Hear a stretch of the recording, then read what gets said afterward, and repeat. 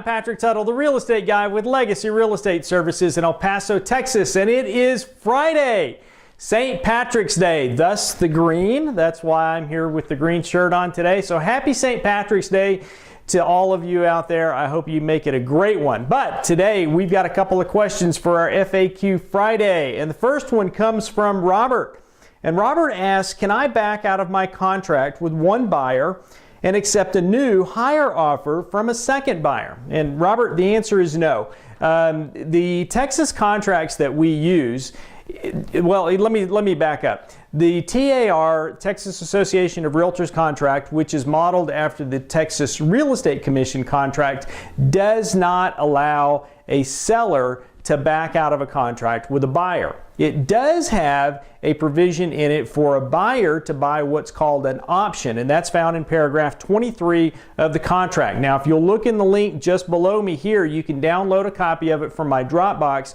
Go to paragraph 23 of the contract and you can read that that's specific to the buyer. It's not for a seller. In fact, in the Texas contract, there is not a provision at all for a seller to back out of the contract with a buyer. You as the seller would be in default if you didn't close with a first position buyer and try to go to a second position buyer. And then you need to read paragraph 15 of the contract to see what the default provisions are and what your risk would be.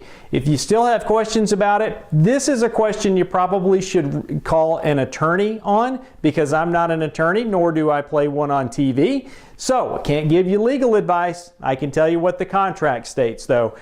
No, you as the seller can't back out of a contract with a buyer. Now, on to the next question. Lauren asks, who is responsible for making repairs, if any, as a result of home inspection reports conducted for the buyer? Well, Lauren, good question. And again, in the contract form that you can find below, go to paragraph 7 of the contract and you can read through that, and you'll be able to read that there is no prearrangement unless you, the buyer, and the seller come to an agreement in paragraph 7D2 of the contract, which states these specific repairs will be done prior to closing.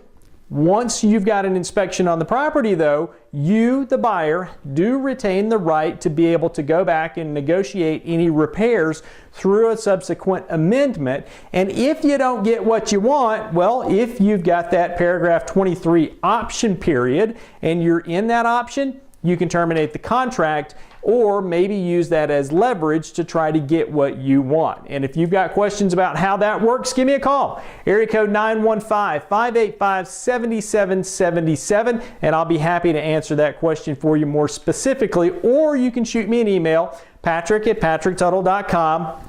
Post a comment right here on Facebook or YouTube, depending on where you're seeing this, and I'll be happy to answer that or any other questions. And if you think this is valuable information, please like, share, subscribe to my YouTube channel, and keep up to date with what's going on with Texas contracts and the real estate market here in El Paso, Texas. So again, happy Happy St. Patrick's Day. I pray that you make it a great one. God bless you. Thanks for watching. And as always, make it a great day. Bye-bye.